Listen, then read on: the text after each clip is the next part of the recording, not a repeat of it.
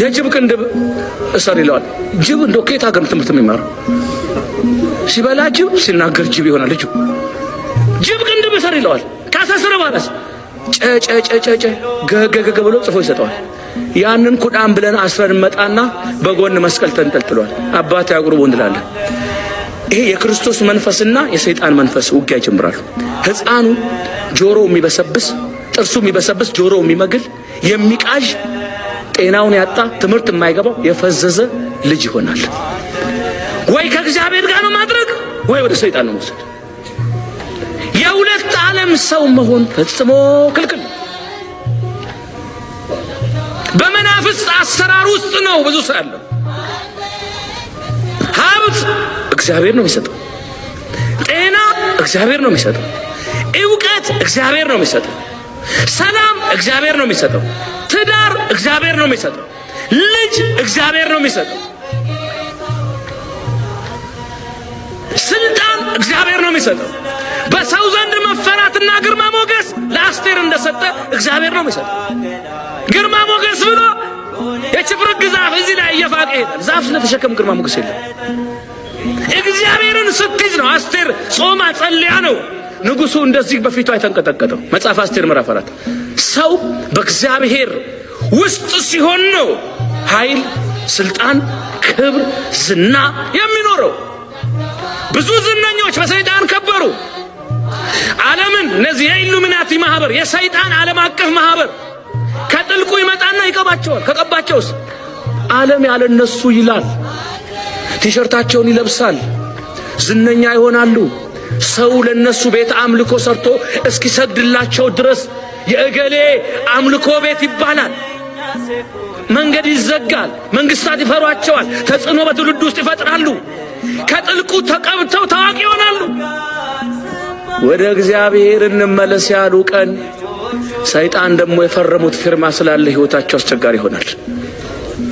ሰይጣን በሰይጣን ሐሳብ ውስጥ ዮሐንስ 8 ላይ እሱ ከመጀመሪያው አለ ነፍሰ ገዳይ ሀብት ለማግኘት ጠንቋይ ቤት የሚሄዱ ሰዎች አሉ። ሰይጣን አንተ እየለፋ 20 ዓመት እየደከም እገሌ በ3-4 ወር ፎቅ ሰራ፣ 4 ቤት ገዛ፣ ይሄን መኪና ገዛ፣ ማደያ ከፈተ። አትሰሙም? እንዲያቱሪ በጣም ይከብራሉ፣ በጣም ሀብታም ይሆናሉ።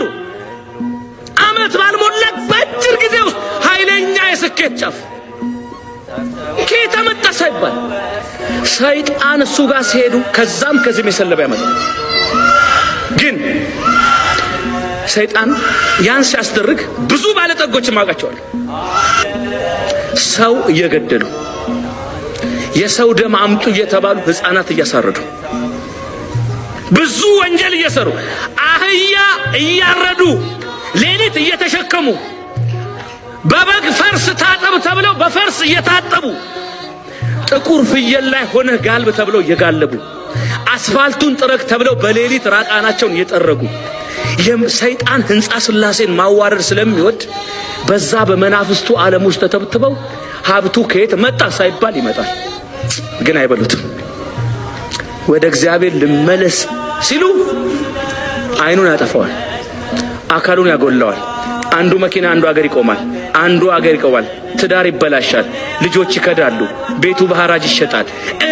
ለምኖ ቆዳውን በልቶ እንዲሞት ነው የሚያደርገው። ከእግዚአብሔር ጋር የሆነ ጤናማ ትንሽ ሀብት ይሻላል ወገኖች። ሁለት አባቶች ከገዳም ወጥተው ሲሄዱ መንገድ ላይ አንዲት ነፍሰ ጡር ሴት አገኙ፣ ታማ። በገዳም ሕግ ሴት መንካት ክልክል ነው፣ እንዲህ አይቻልም። ከዛ ሁለቱ አባቶች አዘኑና አንደኛው አይ ሕግ አላፈርስም ብሎ ጥሎ ሄደ። ሁለተኛው እንዴት ብዬ እንደው ፍቅር ከሕግ ይበልጣል፣ በፍቅር ውስጥ ሕግ ይከበራል፣ ሕግ ግን ፍቅርን አይተረጉመውም አለና ተሸክሞ አንስቶ አሻግሯት ከሰዎች ጋር አድርሶ ከሰው አገናኝቶ አሳክሟት ከጓደኛው ጋር ጉዞውን ቀጠለ። ያኛው ጓደኛው አኮረፈ። ምን ሆንክ ሲባል አንተ ሰው ነህ። እንዴት ሕግ ሽረሃል? ኧረ አናግረኝ፣ አንተ ሰው ነህ፣ ሕግ ሽር። ኧረ በድንግል አናግረኝ፣ ሰው ነህ። ምን ነው ሴት ነክተሃል? ምን ነው ሴት ተሸክመ? ወዳጅ ያለው እኔ እኮ አንድ ጊዜ ተሸክሜ አውርጃታለሁ፣ አንተ ግን አሁንም በልብህ ተሸክመሃታል። ወገኖች በልባችን የሰውን በደል የሰውን የተሸከመ መኖር ሰዎች አለን። ፍትሐ ነገሥት ምን ይላል? ካህን ይሄን አረገ ብለህ ከምትናገር አገር ለቀህ ተሰደድ ይላል። ዛሬ ይሄንን የሚያደርግ የለም። ክብራችን እየራቀ አባቶችን ካልተናገር አባቶችን ካልሰደም ደስ የማይለን ሰዎች አለን። ለመማታት አንተ አንቺ ብለን ዳቤና ጸበል ጸድቅ ንፍሮ የነፈር ውሃ ተይዞ በሚጠበቅበት ቤተ ክርስቲያን ውስጥ አድርገን በር ላይ ለመማታት ቲማቲምና የበሰበሰ እንቁላል ይዘን የምንቆም ሰዎች ሆነናል። ማንም ሰው እግዚአብሔር ከፈረደ መቆም አይችልም። ሰውየው መጣ። አንድ ቀን በሩ ተንኳኳ። የሚገርማ ትልቅ ቤት ነው። 10 ክፍል ቤት አለው። 10 ክፍል ቤት አለውና አንኳኳ። ማን ነው ሲለው ኢየሱስ ክርስቶስ ቸሩ መድኃኔዓለም። እውነት ቸሩ መድኃኔዓለም? ኧረ እንደው ምን አይነት ቀን ነው? ግባልኝ ብሎ እጁን ይዞ እራት ብላልኝ ጠጣልኝ እስቲ ቤቴን ምን የመሰለ አልጋ መረጠና ይሄ ያንተ ነው ሁሉ ጊዜ ኑር እንዳትወጣ አለው። እሺ አለና ተኛ። ልክ እሱ እያደረ ሲኖር በበነጋው ያ ቤት ተንኳኳ። ማን ሲለው ሰይጣን ነኝ። አንተ ኢየሱስ ክርስቶስ አንተ ያለህበት ቤት እንደው ሰይጣን ሲያንኳኳው እንደው ምን ማለት ነው አለው። ወዳጄ ወንድሜ ቤቱ ያንተ እንጂ የኔ አይደለም። ምን ማለት ነው አለው። አንድ ሰጠው አንሶኛል ብሎ 2ኛ ክፍል ጨመረለት። በበነጋውም ተንኳኳ። እንዴ 2 ክፍል ሰጥቼም ተንኳኳ አለው። አንሶኛል ቤቱ ያንተ እንጂ የኔ አይደለም አለ። 3ኛ ክፍል ጨመረለት። ተንኳኳ። 4ኛ ክፍል ጨመረ። ተንኳኳ። 5 6 7 8 9 ክፍል ሰጠው። ሁሉም ቀን ተንኳኳ። ከእንግዲህ አንዷ መኖሪያ ናት። 9ኙን ከወሰደማ አይንኳኳም ብሎ ተኛ። ኳ ማን ሰይጤ? እንዴት መጣው ክርስቶስ 9 ክፍል ቤት ሰጥቼም ቤቱ ይንኳኳል አለ። ቤቱ አሁንም ያንተ እንጂ ሰውየው የኔ አይደለም አለ። አሃ በስምህ ላዙርልህ 10ሩንም ግባበት ብሎ 10ሩን ሰጠው። ከዛን ቀን በኋላ ያ ቤት ተንኳኩቶ ያውቃል። በህይወታችን ሙሉ ህይወታችን ለእግዚአብሔር ካላስረከብነው እግዚአብሔር እኛ ላይ ያድር። ጠዋት ለታቦት ማታ ለጣዖት የሁለት ዓለም ሰዎች ከሆን ሰይጣን በእኛ ላይ ማደሩ አይቀርም። ነገር ልንገራችሁ። 2 መነኮሳት ጨው ሊገዙ ከገዳም ከተማ ገብተው ጨው ከገዙ በኋላ መሸባቸውና የገዳም ችግር ጨው ስለሆነ እንዴት እንሄዳለን እንደር ብለው ከተማ አደሩ። አንደኛው በዝሙት ወደቀ ሰው ነውና ሲነጋን አንሂድ አለው ጓደኛው። አንተ ሂድ እኔ አልሄድም፣ ቆሽሻለሁ፣ ረክሻለሁ፣ ቤተ መቅደስ ሰውነቴ አድፏል አለው። ወደቅ አለው። ከስንት ሴት ጋር አለው። እሱማ ከአንድ ነው አለው። አንተ ከአንድ ሴት ጋር ነው? እኔ ከ10 ሴት ጋር ያደርኩት። ከ10? አዎ ከ10? አዎ ከ10 ልክ ነው እንዴ? እኔ ይሻላለሁ? አዎ አውቆ እኮ ነኝ። አውቆ ይሄኛው ባለ አንዱ ተስፋ እንዳይቆርጥ እና ከኔም የሚበሳለ እንዴ ብሎ ወደ መጽናናት መጣ። ተስፋ እንዳይቆርጥበት ነው ያኛው። እና ምን እናርግ? ንስሐ ብንገባ ይምረናል አለ። ባለ 10ሩ ይምረኛል ካለ ባለ አንዱ እንዴት አይምረኝም ልበላል? በ9 የምበለጠው እንዴት አይምረኝም ልበል? እንግባ ንስሐ አለ። ገቡ። ሲሰግዱ፣ ሲጾሙ፣ ሲጸልዩ ላባቸው ጠብጠብ ያለ እግዚአብሔር ተገለጠ። የእውነት ስለበደልከው ስላንተ ብዬ ሳይሆን ሳይበድል አንተን ለማዳን መከራ ስለሚያየው ወንድም ስል ይቅር ብዬሃለሁ አለ። ወገኖቼ ክርስትና ማለት ሰው ወደ እግዚአብሔር ሲጠጋ በደለኛ ሲያይ አይደነግጥም። ቤተ ክርስቲያን የበሽተኞች ቤት ስለሆነች ሁላችንም ሆስፒታል ውስጥ ነው ያለን። የዳነ በሽተኛና ገና የሚድን በሽተኛ ነው እንጂ ያው ነው። ሁሉም በእግዚአብሔር የታከመ ነው። የሚታከም ሲመጣ ታክሞ ሄዳ ነው ያልታከመው ላይ አይፍረድም። በደለኛ ሆነን በበደለኛ ስንፈርድ ንጹህ ሆኖ እግዚአብሔር በማንም አልፈረደም። አገር ቤት ገርጂ ማርያም የምታውቁ ሰዎች አላችሁ። ይሄን ምስክርነት አንዴ አገር ያስገረመ በእንዲህ አንዲት ልጅ ይወዳል ሲጠይቃት አልፈልግም ጓደኛ አለኝ አለችው። እምቢ ከተባለ ሰው ልጅ መሄድ ነው ያለበት። የግድ እኔ ካላልኩ ብሎ እኔ ያልኩት ካልሆነ ማለት ግትርነት ልክ አይደለም። ያማል በርግጥ ምንም ማድረግ አይቻልም፣ ግን ያው ምንም ማድረግ አይቻልም አለ እንደ ደረሰበት ጓደኛ አለኝ አለችው ነው አለና እምቢ ብሎ ጠንቋይ ጋር ሄደ። ይሄን እንዲያርገ አለ። ሄደ። ሰይጣናዊ ስሞችን ጠርቶ ሰጠ። በሰይጣናዊ ስም ሄዶ አገኛት። በሰይጣናዊ ስም ሲነካት እሷም ከእግዚአብሔር የራቀች ክርስቲያን መሳይ ነች። እዛ ጋር ያለው ጋኔን እዚህ ጋር ያለው ጋኔን አዘ። ይሄ ነው ምስጢሩ። ሄደች፣ አገባቸው። ቤተሰብ ተያያላት። መጀመሪያ ልጅ ወለዱ። ሲወልዱ ግንባሩ ከጉልበቱ የጣበቀ ልጅ ነው። ሰይጣን ጥሩ ነገር አይሰጥም። ሰይጣን ያመጣትን ሴት እንዴት አቅፎተኛል ሰው እንዴት ነው ጋኔን እየነዳ ያመጣትን መንፈስ ቅዱስ ሳይሆን በመናፍስቱ ዓለም ምሪት ተመርታ ያመጣችውን ሴት አካሌ ብሎ እንዴት ሰው አቅፎ ይተኛል? አጋንንት እኔ ውስጥ ያለው አጋንንት ያንን አቅፎ ነው ይተኛል። ሁለተኛ ልጅ ወለዱ። ሁለተኛው ልጅ ደግሞ ፈጽሞ ግንባር ብቻ አይደለም። ኋላ ስለ መናፍስት ዓለም ድብቅ ምስጢር እስከ ክፍል 14 አስተምር ነበር። እዛ መጣ። ማርያም ቀን ነው ጠዋት ከቅዳሴ በኋላ እሁድ ትዝ ይለኛል። በእውነት ኮሌጅ ውስጥ ልመረቅ የ5ኛ ዓመት ተማሪ ነበርኩ። ልክ ወጣሁ ላስተምር ያን ስወጣ ቆሞ ሊሄድ ነበረ። ማንም እንዳይንቀሳቀስ አልኩኝ። አስተምሬ ስጨርስ ለካ ስለሱ የተናገረው እግዚአብሔር መጣና የኔ ህይወት አሁን የተናገርከው ነው። ምንድነው ማደርገው አለኝ። እስቲ ልጅ ይዛትና አልኩት። አትመጣም። እሺ ብላ ታፍራለች። ውሰደኝ አልኩት። አባቶችን ልጅ አየን። እውነት ነው። ከዛ እንደገና ምን ሆነ? እሷም እሱም መተው ንስሐ ገብተው 14 ቀን አባቶች እየጸለዩ ውዳሴ ማርያም እየደገሙ እሷም ውስጥ እሱም ውስጥ ያለውን በድርሳነ ሚካኤል ያንን ጋኔን ከውስጣቸው አትንነው እየጮሁ ካስወጡት በኋላ ንስሐቸውን ጨርሰው ስጋው ደግሞ ተቀበሉ። ሶስተኛ ልጅ ሲወልዱ ጤናማ ልጅ ወለዱ። በእግዚአብሔር ያልተባረከ ገንዘብ እኛ እግዚአብሔር ካልሆን የምናገኘው ገንዘብ የኛ አይደለም። የምናገኘው ገንዘብ የተባረከ እንዲሆን እኛ የተባረክን መሆን አለብን። ብዙ ሰው ይባክናል። ይሄ በስልብና መንፈስ ብዙ ከማንም በላይ ይደክማል፣ ይሰራል፣ ገንዘቡ ይመጣል፣ ግን ሲመጣ ይወጣል። በማን ስላላስባረከው፣ በማን ስም ስላላሰረው። ገንዘባችንን ልክ እንደወሰድን አንዳንድ ሀብታሞች አሉ። እኔ አንዳንድ አገር ላይ የማውቃቸው በጣም ጎበዝ ክርስቲያኖች፣ በጣም ድርጅት ያላቸው ብዙ ካምፓኒዎች ያሏቸው ብዙ ሀብት ያላቸው ቁጠሩልኝ ይላል። ቁጠሩ። የእግዚአብሔር ገንዘብ ወደ እኔ እንዳይመጣ፣ የእግዚአብሔር ነገር ወደ እንዳይመጣ እንዲባረክ አድርጉ ብለው ከ10 ይሰጣል።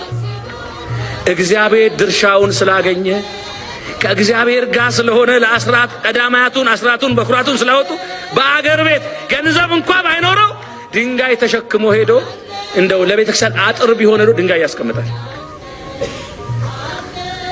ከበጉ የመጀመሪያው፣ ከአዝመራው የመጀመሪያው፣ ከዶሮው ኮርማው፣ ከበሬው ኮርማው፣ ሁሉን ነገር ይሰጣል። የተባረከ ህይወት ይኖራቸዋል። ከዛ በኋላ ሰው የእግዚአብሔር ከሆነ ገንዘቡ የማን ነው?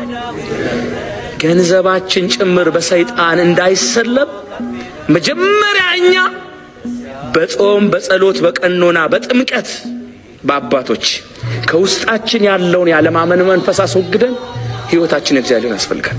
የጎበዝ ተማሪው አይምሮ ወደ ሰነፉ፣ የሰነፉ ወደ ጎበዙ። ጥቁር አስማት የሚጠቀሙ አሉ፣ ሰው ለመግደል ለማሳበድ። ነጭ አስማት የሚጠቀሙ አሉ፣ የተፈጥሮ አስማት የሚጠቀሙ አሉ። ከመናፍስቱ ዓለም ተቀብተው ቁጭ ባሉ ሰዎች ጠንቋይ ጋር ሄደው ሰው የሚያሳብዱ አሉ። ትምህርት ምሁር የነበረ ሰው ለምሳሌ የሚቀውስበት ሁኔታ አለ። ጎበዝ ነው፣ ነገር ግን ደብተሩን ይወስዳል፣ ደብተሩን ከወሰደ በኋላ የጎበዝ ተማሪውን ጠንቋዩ ጋር ይወስዳል። የሰነፍ ተማሪውና የጎበዝ ተማሪውን አንድ ላይ ያደርግና የጎበዝ ተማሪው አእምሮ ወደ ሰነፉ፣ የሰነፉ ወደ ጎበዙ እንዲሄድ የሚያደርግበታል። ለዛ ነው ልጆቻችሁን ሁል ጊዜ አቁርቡ የምንለው። ልጆች መቁረባቸው ግድ ነው። አዋቂዎችን መቁረባቸው ግድ ነው። በክርስቶስ ሥጋና ደም ሸፍነንና አስረን አትመን ካላክናቸው በቀር አደጋ አለው። አዎ የእግዚአብሔር ስም ካልሸፈናቸው ከስም ሁሉ በላይ የሆነውን ስም አድርገን በእግዚአብሔር ስም ሁል ጊዜ በጸሎት እያሰርን ካላክናቸው አጋንንት በደከሙ ሰዎች ላይ ስልጣን አላቸው። መላኩ ይመጣል ብሎ ቢጠብቅ ለምንድን ነው እየወለድን የሚሞትብናል? ጥሩ ካህን ክርስትና ባያነሳላችሁ ነው አሏቸው። ከዮሐንስ አፈወርቅ የሚበልጥ ማን አለ ብለው ሊቁ ዮሐንስ አፈወርቅን ሄደው ጠሯቸው። ክርስትና ሊያነሳ ሲሄድ መልአኩ አገኘው። የት ነው የምትሄደው መልአኩ ሲለው ክርስትና የምታነሳትን ልጅ ልቀስፋት ነው አለ። ቆይ ጠብቀኝ አለውና ሄደ። ልጅቷን ክርስትና አንስቷት የካህን ስልጣን ስለሆነ አሰረው መልአኩ። ልጅቷን ክርስትና አንስቶ በሌላ መንገድ ሄደ። መልአኩ ይመጣል ብሎ ቢጠብቅ የለም። 10 ዓመት ሞላት ልጅቷ። ታጨች። ወዲያው በልጅነት ስትታጭ ናና ባርካት አሉት። ረስቶ በዛ መልአኩን ባቆመበት መንገድ ሲመጣ እንዴ ምን እያረክ ነው ዛሬ ደግሞ አለው። እንዴ ምን እያረክ ትለኛለህ እንዴ? የዛሬ 10 ዓመት እዚህ አቁም አስረኛል ልክም ካህን ካሰረ ወዴት ይኬዳል? ጠብቅም እና እስካሁን እዚህ ቆማል። በል ፈትቻለሁ ሄዳለሁ። ሄዶ ልጅቷን ቀሰፋት። ሲደርስ እየተለቀሰ ነው። ነገሩ ከእግዚአብሔር ነውና አትዘኑ ብሎ አጽናንቷቸው ሄደ። ካህናት መላእክትን እንኳን የማሰር በመላእክት ላይ እንኳን የመፍረድ ስልጣን ከእግዚአብሔር ተሰጥቷቸዋል። ይሄ የምንቀማው እኛ የምንሾመው ምንሸራታል እግዚአብሔር ሰጣቸው። አንዳንድ ጊዜ ሰው ጠንቋይ ቤት ሲሄድ እውነቱን ይነግሩታል። በሁለት መንገድ እውነት ይናገራሉ። መጀመሪያ ኤርምያስ 7 ላይ ልብና ኩላሊትን እመረምራለሁ ይላል። ሁሉን አዋቂነት የማን ባህሪ ብቻ ነው? የእግዚአብሔር ባህሪ ነው። ሁሉን ማወቅ ሰው በእርግጥ ከእግዚአብሔር በተሰጠው ጸጋ ነገሮችን ሊያውቅ ይችላል። ኤልሳ ኢየሩሳሌም ሆኖ የሶርያን የጦር ስብሰባ ይከታተል ነበረ። ሐዋርያት 5 ላይ ደግሞ ስናይ አናንያና ሰፊራ ገንዘብ ደብቀው ቢመጡ ቅዱስ ጴጥሮስ ገንዘብ እንደደበቁ ማንም ሳይነግረው አውቋል። የተደበቀውን ቅዱሳን በተሰጣቸው ጸጋ ሊያውቁ ይችላሉ። ነገር ግን ሁሉን አዋቂነት በእግዚአብሔር ዘንድ እግዚአብሔር የባህሪው ነው፣ ለሰው ግን ሊሰጥ ይችላል። ጠንቋዮች ግን እንዴት የሰው ልብ ሊያውቁ ይችላሉ ነው? እነሱ ቅዱሳን አይደሉም፣ እግዚአብሔርን ክደዋል። ሰው እነሱ ጋር ሲሄድ ግን ሁሉን ነገር ዘርዝረው ይነግሩታል። ይሄ ምስጢር አለው። አንደኛ የሰው ልብ የሚያውቁበት ምክንያት የሆነ ነገር ሰው ፈልገው ሲሄድ የስለላ ስራ የሚሰሩ አብረው የተቸገረ መስለው በመረጃ የሚያቀብሉ እንደ ዘመናችን ፓስተር ተብዬዎች ከሰው ፌስቡክ ላይ እያዩ ከሰው ፌስቡክ ላይ ሰው ዝርዝር እየተመለከቱ እንዲህ አይነት ልጅ ቀይ ልብስ የምትወጂ ኬክ በልደትሽ ቀን እንደምታከብሪ ባልሽ እንዲህ አይነት ምነው ዝም ብሎ ተራ የዱርዬ ስራ የሚሰሩ የማፊያ ስራ የሚሰሩ አሉ።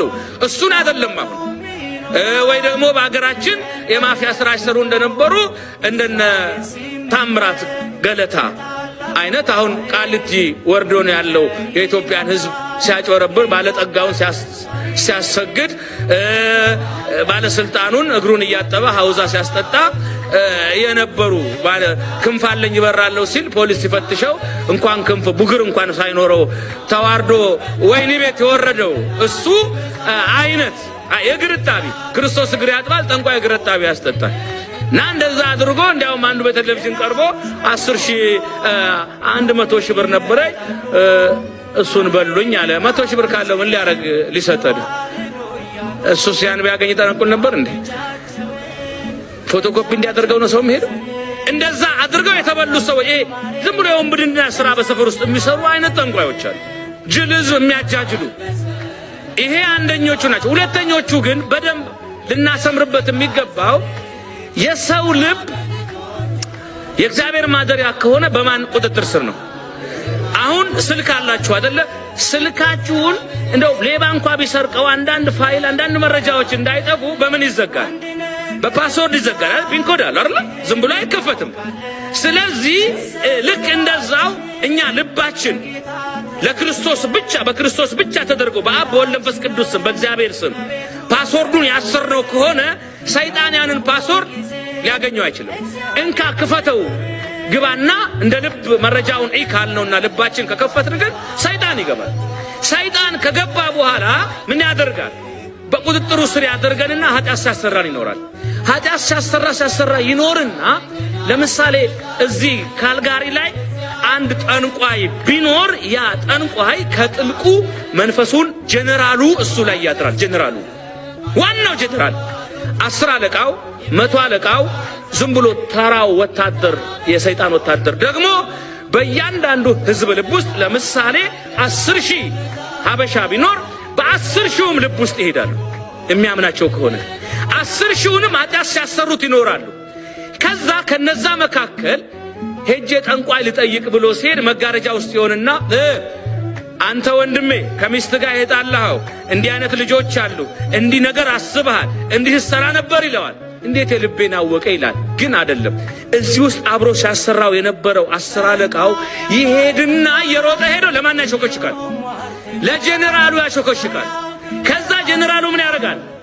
መረጃ ይደርሰዋል። ይሄን ሳሰራው ቆይቻለሁ፣ ይሄን ሳስደርገው ቆይቻለሁ፣ ይሄን ሳስደርገው ቆይቻለሁ፣ ትዳሩን አስፈትቻለሁ፣ ነፍስ አስገድየዋለሁ፣ ቋንጃ አስቆርጫለሁ፣ ሰው እንዲያማ አድርጌዋለሁ፣ ቤተ እግዚአብሔር ውስጥ አበጣብጬዋለሁ፣ ትዳሩን አስፈትቼዋለሁ ይልና መረጃ ይሰጠዋል።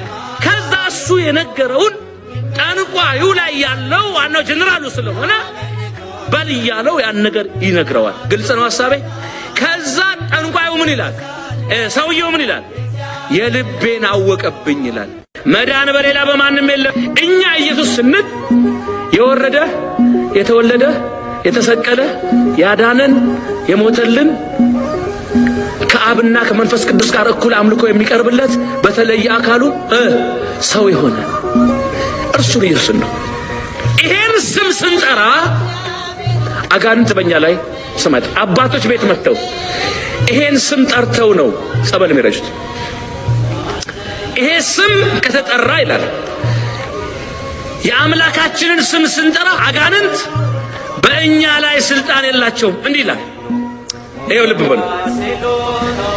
መዳን በሌላ በማንም የለም ይላል ሐዋርያት 4 ቁጥር 12 ላይ መዳን በሌላ በማንም የለም እንድንበት ዘንድ የሚገባ ለሰዎች የተሰጠ ስም ከሰማይ በታች ሌላ ማንም የለም።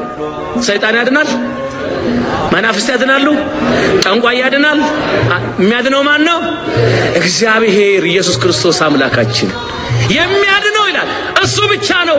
እንድንበት ዘንድ አባይ፣ ጠንቋይ፣ ሟርተኛ፣ አስማተኛ፣ መተተኛ፣ በድግምት የሚጠነቅል ሞራ ገላጭ፣ ሙታን ሳቢ፣ መናፍስት ጠሪ፣ የስልብና መንፈስ ሰዎችን ሊያድናቸው አይችልም። ሊያድናቸው የሚችለው ለሰው ልጆች የተሰጠ የጌታችንና የመድኃኒታችን የአምላካችን የኢየሱስ ክርስቶስ ስም ከስም ሁሉ በላይ የሆነ ስም ነው።